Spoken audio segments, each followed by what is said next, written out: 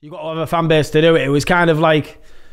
You've got quite a few followers on your Facebook as well, haven't you? Yeah. Do you use Facebook a lot? I use, like, I find, like, Facebook at the beginning was a really good promotional tool, but now it's kind of getting, like, everything is paid.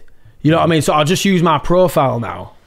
I was using the KidB page for ages, and I went through a stage of, you know, promoting myself through that. But like I said, to what it used to be, it's all paid stuff now. You got to keep posting stuff and that's what I found another challenge. I mean, I did start a YouTube channel up at one point, and I was doing vlogs and shit like that. You know, trying to get more followers, trying to get more audience. We got 400 subscribers, something like that, and it was just like doing it every week is tiring. You know, you can't keep putting it out, and that was something. Obviously, you guys wrote a lot of songs through lockdown. My thing through lockdown was YouTube, but the hashtags and all that shit, man. It's just I don't really do the hashtags, but I try put content on every day. Yeah.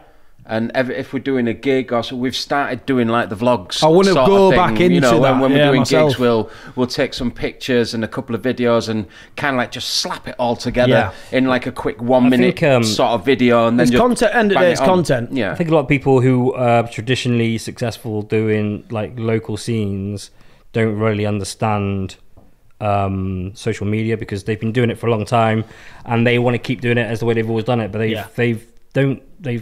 don't know how it works. And if you want to have any success, you need to get fans via social media. And it's good to get locals as well. It is really good to go and get local people and do, and obviously that's really important. All part of it. But the problem is that like everything's online.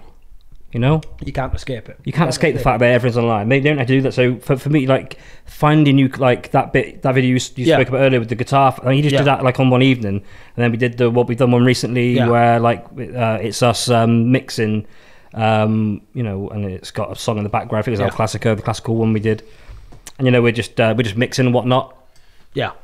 So yeah, we were actually mastering something. Mastering something. But it's just trying to find things to do to keep people interested in what you're doing, you know. And I think you've got to do it. That's why we're doing the podcast. That's why we do clips of the podcast. So we do like the whole thing is on YouTube. Then we put clips on Facebook. So it's important to keep. You have to be savvy in that. You know, you've got to be savvy. You've got to do it. And the thing is, if you don't, I think there's some kind of algorithms within Facebook that if you're not doing something every day, you kind of like you don't end up on people's feed. I don't know how it works, but I remember there was a point where we'd not post for something for like a week or something like that, and then you'd post something and you'd just like get barely any acknowledgement, that's why engagement. I kind of stuck to my profile, but I paid off a couple of debts.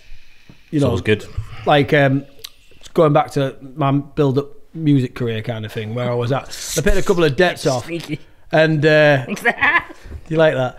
Paid a couple of debts off, and I had a bit more money to do a bit of funding of my music, you know, promotion, online stuff. Yeah. So I got into that. I got into Facebook ads and fucking return on investment and all that shit, man. It just racked my brains. But it is a good thing, and you can make money, but you've got to put a lot of money in. A lot of money. When we were doing